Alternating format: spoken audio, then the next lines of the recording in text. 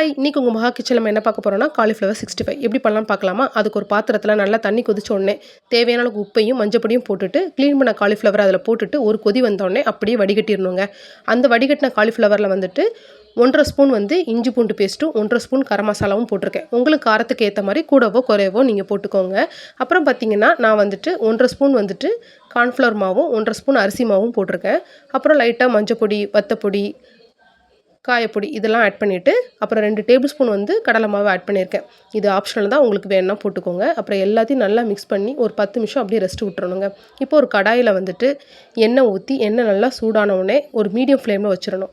இப்போ மிக்ஸ் பண்ண காலிஃப்ளவருக்கு பார்த்தீங்களா, அதை கொஞ்சம் கொஞ்சமாக அதில் போட்டுட்டு பொரிச்சு எடுக்கணுங்க. எடுத்த உடனே இப்போ தான் ஒரு ட்ரிக் இருக்குங்க.